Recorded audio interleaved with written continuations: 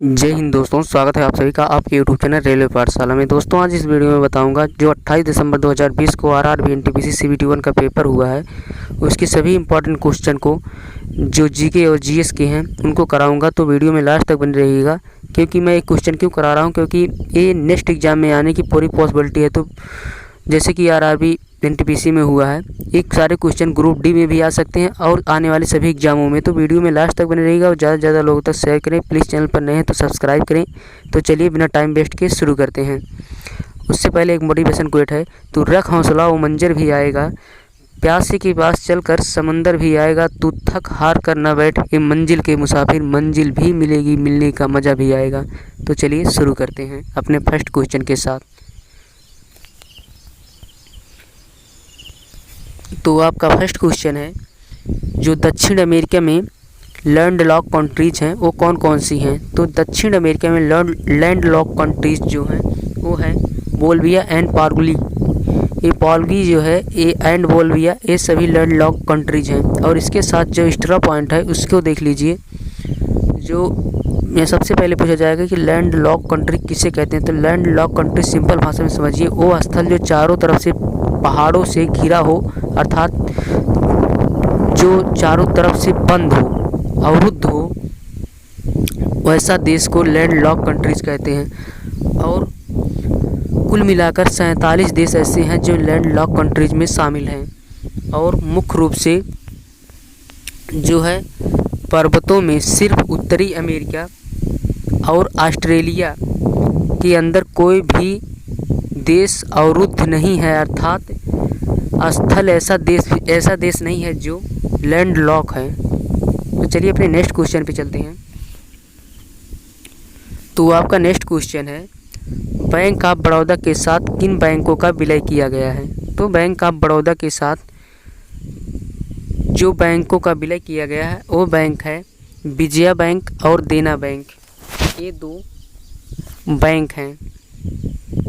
तो इसकी स्थापना की बात की जाए तो बैंक ऑफ बड़ौदा की स्थापना कब हुई थी। तो बैंक ऑफ बड़ौदा की स्थापना 1 अप्रैल 2019 को हुआ और 1 अप्रैल 2020 को ये कर दिया गया, जैसे विजया बैंक और देना बैंक को एक में विलय कर दिया गया।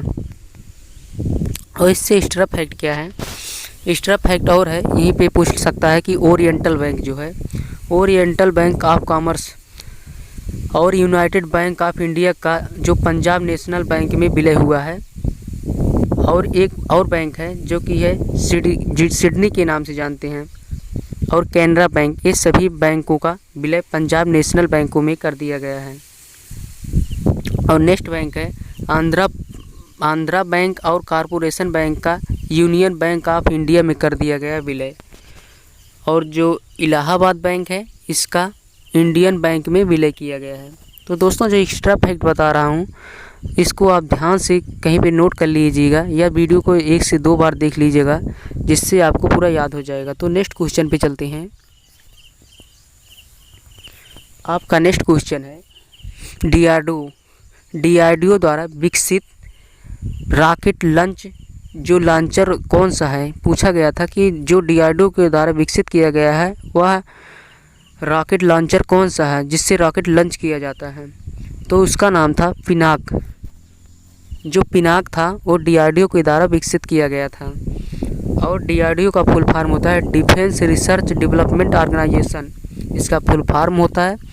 और 1958 में इसकी स्थापना की गई थी। और जी सतीश रेड्डी इसके वर्तमान में अध्यक्ष हैं। और ये भारतीय सेना के लिए रक्षा अनुसंधान का कार्य करती है। तो चलिए अपने नेक्स्ट क्वेश्चन पे चलते हैं।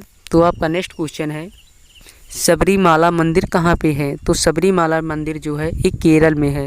ये मोस्ट फेवरेट क्वेश्चन है जो कि लाखों बार एग्जाम में पूछा गया है कि सबरीमाला मंदिर कहाँ पे है। तो केरल से रिलेटेड प्रश्न देखते हैं। तो केरल में ही पेरियार टाइगर अभ्यारण्य स्थित है, जो कि एक प्रसिद्ध हिंदू मंदिर है। और यहीं पर सबसे बड़ा वार्षिक तीर्थ यात्रा भी होती है।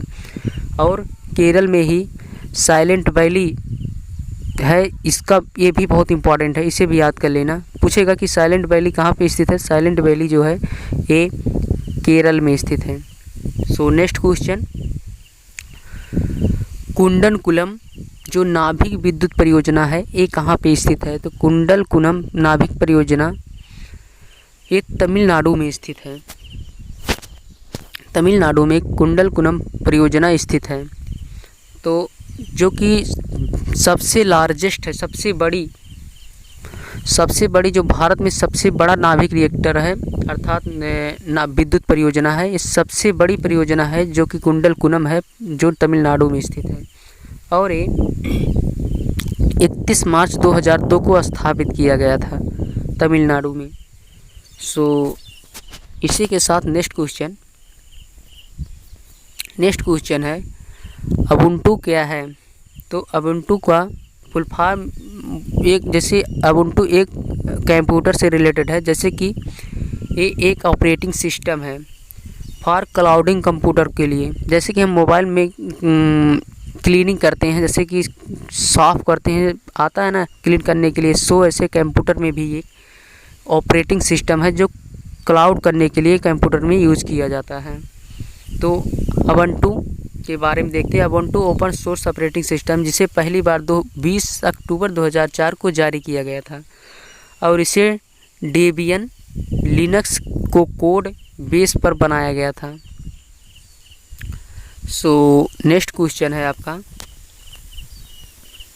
कौन सा स्थल दिल्ली में नहीं स्थित है?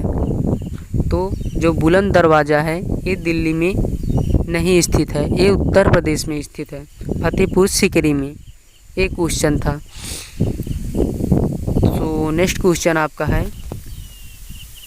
विश्व पर्यावरण दिवस की थीम क्या थी 2020 की? तो विश्व पर्यावरण 2020 की थीम थी the theme for 2020 was time for nature. ये आपकी थीम थी 2020 की विश्व पर्यावरण दिवस की। और फिर नेक्स्ट था द थीम फॉर 2019 की यदि पूछी जाए तो 2019 की थी the theme for 2019 was beat air pollution. ये एयर प्रदूषण से संबंधित था 2019 का। और 2020 का जो था ये इसका अर्थ है प्रकृति के लिए समय, time for nature. So next question है दोस्तों,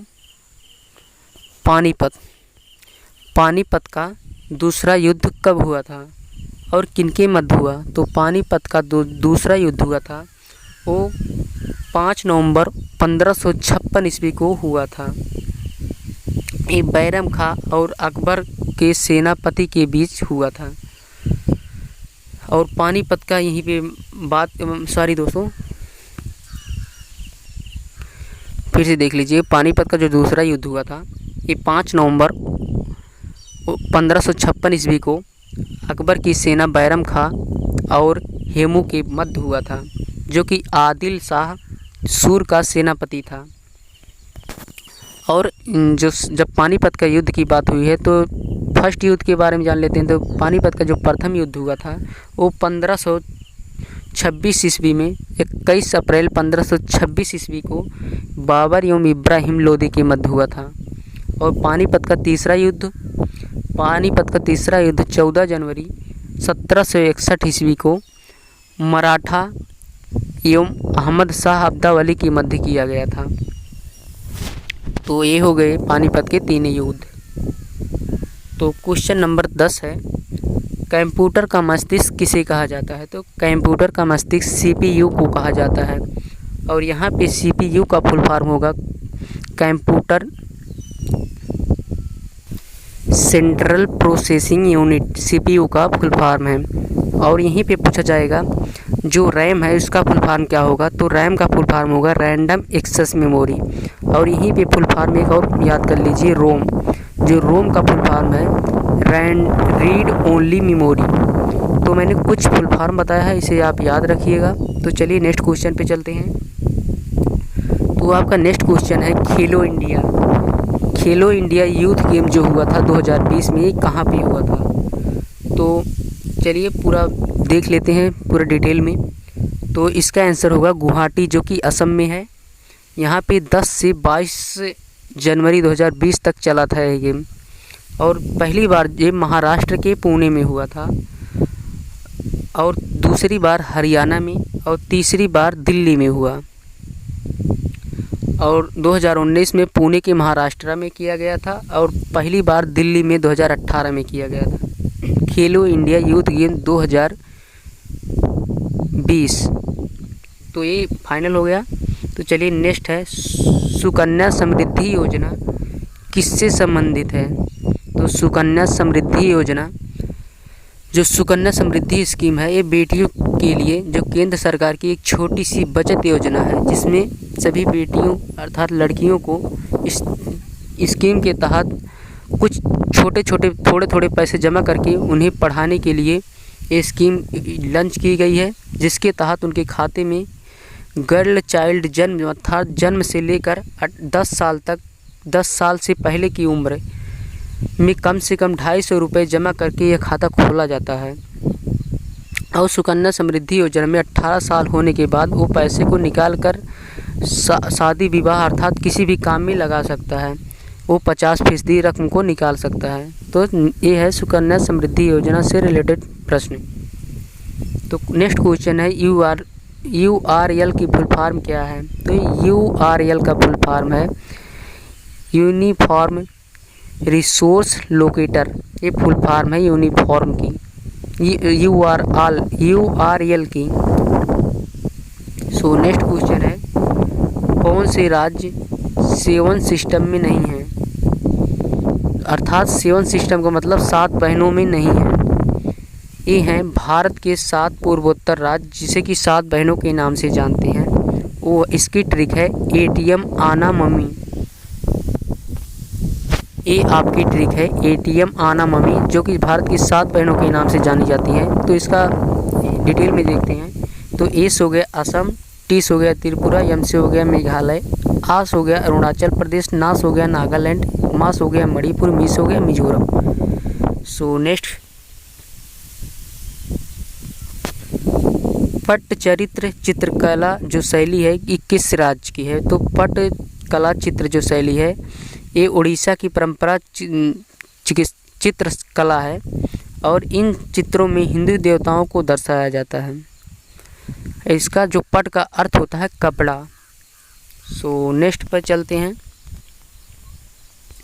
तो आपका नेक्स्ट है, वंदे मातरम एक्सप्रेस किन 2 स्टेशन के मध्य चलती है? तो वंदे मातरम एक्सप्रेस जो है ये, जिसे ट्रेन 18 के नाम से जानते थे, और ये दिल्ली से वाराणसी के मध्य चलाई जाती है वंदे एक्सप्रेस, जिसे ट्रेन 18 के नाम से जानते हैं। ये दिल्ली, कानपुर, इलाहाबाद, वाराणसी से होती हुई जाती है।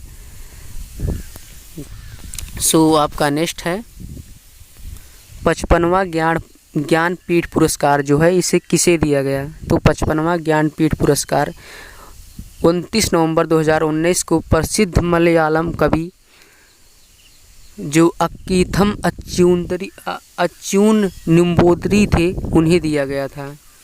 और 1965 में पहली बार जिसे कि ग्रुप शंकर ग्रुप के नाम से जानते थे, ये भी मलयालम के कवि थे। 1965 में दिया गया था पहली बार।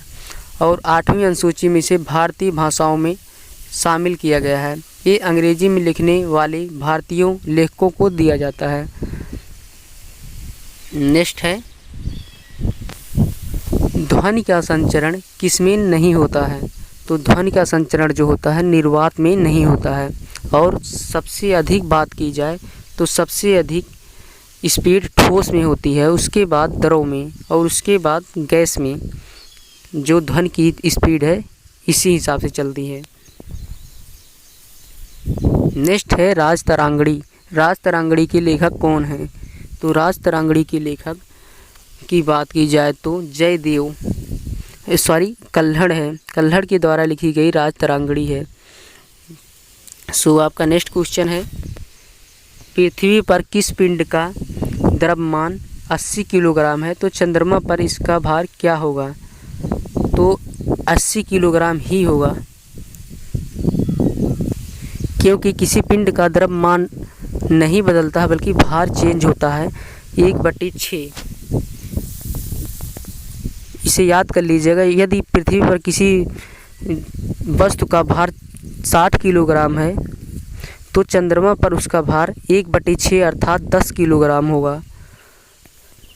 सो नेक्स्ट चलते हैं। नेक्स्ट क्वेश्चन है, केंद्रीय अनुसंधान संस्थान कहाँ स्थित है? तो केंद्रीय अनुसंधान संस्थान केंद्र शिमला में स्थित है। और इस कुछ हिस्ट्री देखते हैं। तो केंद्रीय चावल की पूछा, केंद्रीय चावल अनुसंधान संस्थान कहाँ है? तो कटक में। और केंद्रीय वन अनुसंधान संस्थान कहाँ है? तो देहरादून में। और भारतीय कृषि अनुसंधान संस्थान कहाँ है? तो नई दिल्ली में। और केंद्रीय वनस्पति अनुसंधान कहाँ पे है? तो लखनऊ में। सो नेक्स्ट क्वेश्चन, नेक्स्ट है, पदार्थ की मात्रा का एसआई यूनिट क्या है? तो मोल। मोल है पदार्थ की एसआई मात्रा। विषाणु या वायरस जनित रोग कौन से हैं? तो विषाणु या वायरस जनित रोग जो हैं, तो ऑप्शन से कर सकते हैं, जिसे मैं पूरा डिटेल में बता देता हूं। तो जो चेचक है ए, जिसे कि शीतला अर्थात बड़ी माता, जिसे स्मॉल पॉक्स के नाम से जानते हैं, एक विषाणु जनित रोग है। इसे 1976 में अंग्रेजी चिकित्सक के रूप में एडवर्ड जेनर ने चेचक के टीके की खोज की थी। यहाँ पे पूछा जाएगा कि चेचक के टीके की खोज किसने की? तो एडवर्ड जेनर ने किया था। और इसकी ट्रिक है, जो वायरस जनित रोग हैं उसकी ट्रिक है, रेखा हमें हीट करके पोचे छोड़ गई। इसकी ट्रिक है वायरस जनित रोगों को याद करने की। तो रेस हो गया रेबीज, हास हो गया हैर्पिस, और हीस हो गया हिपेटाइटिस, और टास हो गया ट्रोकोमा जो कि आंखों की बीमारी है, एस हो गया एड्स, छो से हो गया छोटी माता, खास हो गया खसरा, मेस हो गया मेनिंजाइटिस, पोस हो गया पोलियो, चेस हो गया चेचक, डास हो गया डेंगू ज्वार, और गास हो गया गल्स हुआ, ईस हो गया इन्फ्लुएंजा। ये सभी वायरस से होने वाले रोग हैं। इसके अलावा सभी जीवाणु से होंगे और इत्यादि से, अर्थात वायरस से आप याद कर लीजिए। कौन सी महारत्न कंपनियां हैं? तो भारत में कुल मिलाकर 10 महारत्न कंपनियों को शामिल किया गया है। और इसमें उस ऑप्शन में जो था वो था कोल इंडिया लिमिटेड महारत्न कंपनियों में। तो उन सभी महारत्न कंपनियों के नाम याद कर लीजिए, आप बता देता हूँ। तो पहली है भारत हैवी इलेक्ट्रिकल लिमिटेड, और दूसरी भारत पेट्रोलियम कॉरपोरेशन लिमिटेड, और तीसरी है कोल इंडिया लिमिटेड, और चौथी है गेल इंडिया लिमिटेड, और पांचवी है हिंदुस्तान पेट्रोलियम कॉरपोरेशन लिमिटेड, और छठवीं है इंडिया ऑयल कॉरपोरेशन लिमिटेड, सातवीं है एनटीपीसी लिमिटेड, आठवीं है तेल और प्राकृतिक गैस लिमिटेड, नौवीं है power grid corporation of India, 10वीं है steel authority of India.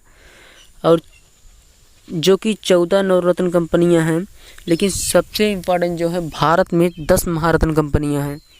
So next question है, डांडी स्थान राजस्थान के किस जिले में स्थित है? तो डांडी स्थान जो है राजस्थान के अहमदाबाद के स्थित साबरमती आश्रम के पास है। तो डिटेल में देखते हैं। गांधी जी ने 12 मार्च 1930 को यह यात्रा, डांडी यात्रा शुरू किए थे अहमदाबाद के पास जो साबरमती आश्रम है वहाँ से। और यह यात्रा 24 दिनों तक चली, पैदल जो की थी, सभी लोग चले थे।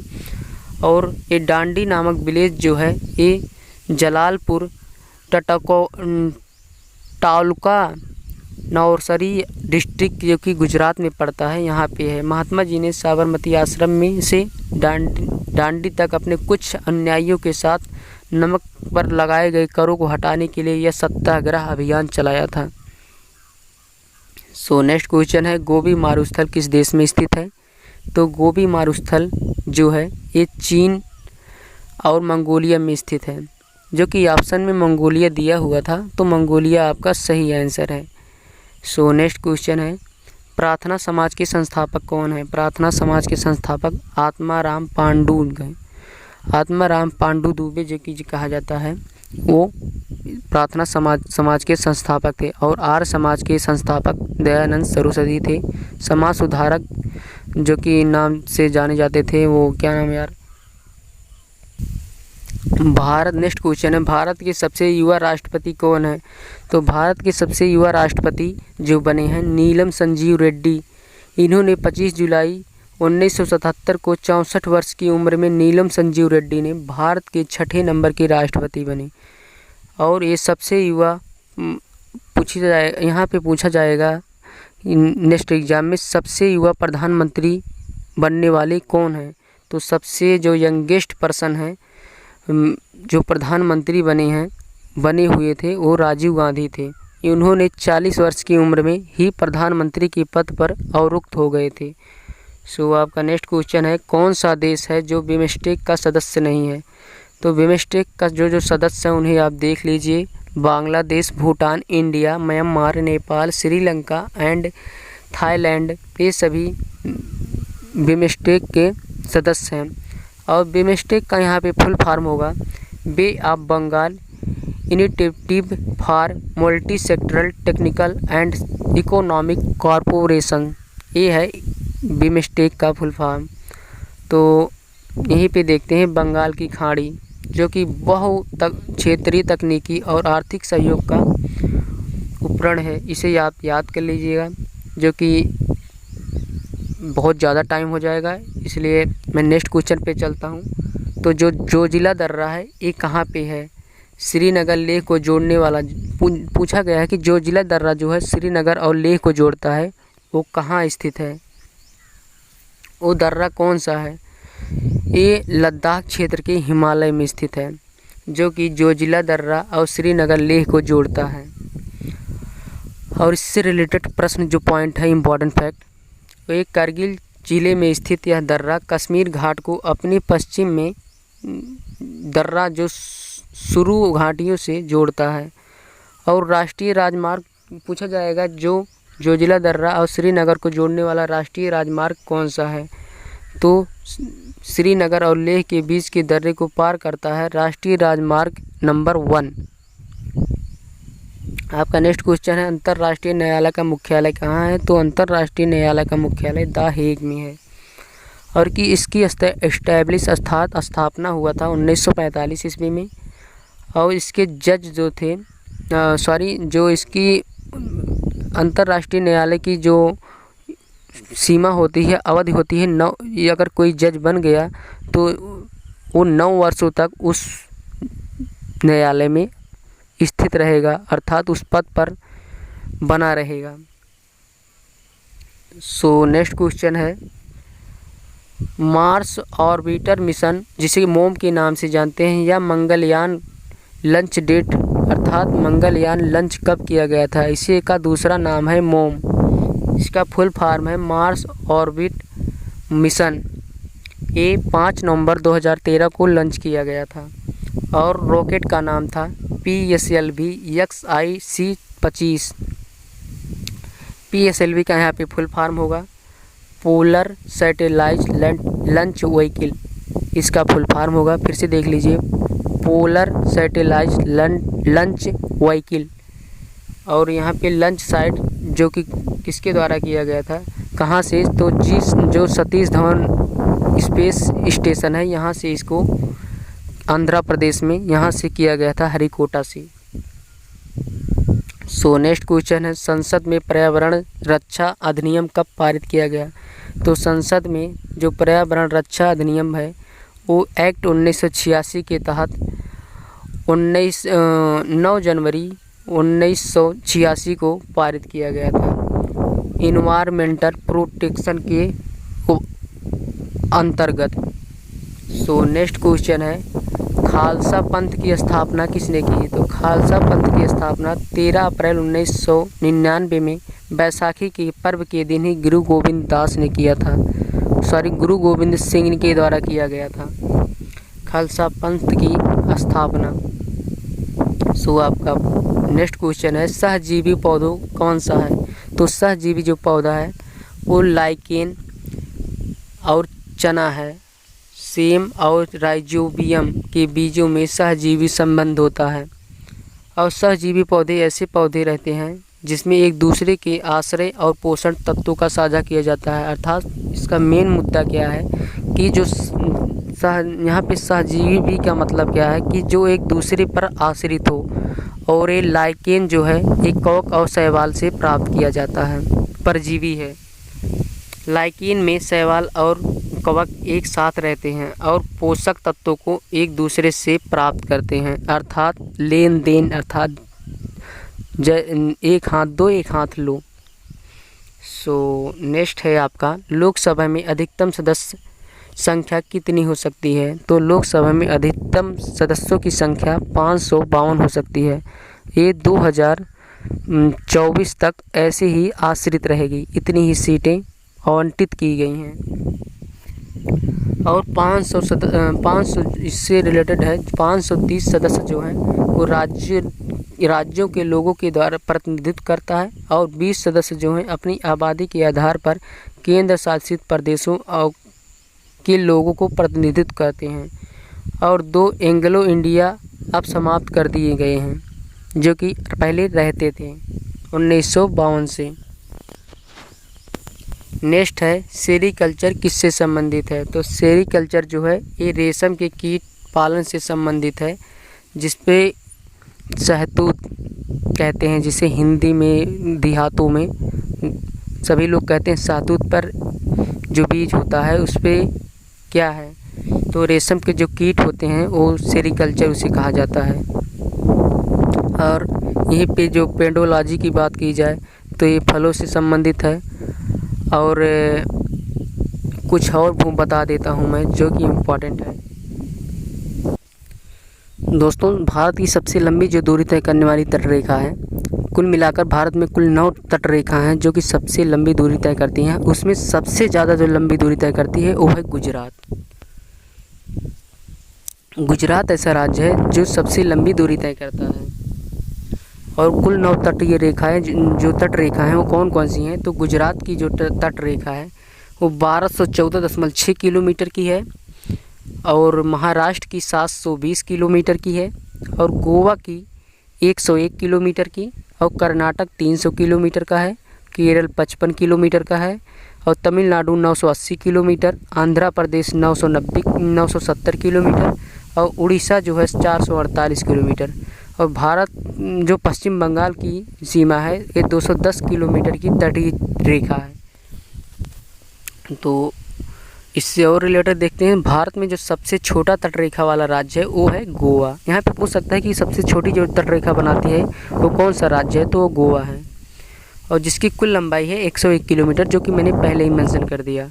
ये प्रायद्वीप भारत में सबसे लंबी तटरेखा वाला राज्य आंध्र प्रदेश है, जिसकी कुल तटीय रेखा 970 किलोमीटर है। यदि पूछी जाए प्रायद्वीप में जो भारत की सबसे लंबी तटरेखा तय करती है वो कौन सी है, तो वो है आंध्र प्रदेश। और भारत की कुल स्थलीय सीमा 15,200 किलोमीटर है। और भारत की मुख्य जो भूमि की तटीय रेखा है वो 6100 किलोमीटर है, और द्वीपों को शामिल करके कुल यदि पूछी जाए तो 7500 किलोमीटर। तो आपका नेक्स्ट क्वेश्चन जो लास्ट है तो है, यूनाइटेड नेशन सिक्योरिटी काउंसिल कब स्थापित की गई? जो कि यहाँ पे पूछा गया है यूएन, यहाँ पे पूछा गया है UNSC कब स्थापित की गई है, जिसका फुल फॉर्म है यूनाइटेड नेशन सिक्योरिटी काउंसिलिंग। इसकी स्थापना हुई थी 1945 को, और इसके जो पहली बार जब स्थापना हुई 17 जनवरी 1946 को की गई थी, और परमानेंटली। और इसमें मेंबर देशों की जो परमानेंट है वो चाइना, फ्रांस, रूस, यूनाइटेड किंगडम और यूनाइटेड स्टेट है। तो वीडियो कैसी लगी? अच्छी लगी तो प्लीज़ सब्सक्राइब करें रोज़ाना ऐसी वीडियो पाने के लिए, क्योंकि इस चैनल पर मैंने ढेर सारी वीडियो ऐसी बनाए हैं जो कि ट्रिक से हैं। तो आप जाकर हमारे डिस्क्रिप्शन में वो सारी ट्रिक से वीडियो देख सकते हैं, और हमें कमेंट करें नेक्स्ट वीडियो बनाने के लिए, और हमें मोटिवेट करने के लिए हमारे वीडियो को लाइक करें, ज़्यादा से ज़्यादा लोगों तक शेयर करें। Thanks for watching, thank you.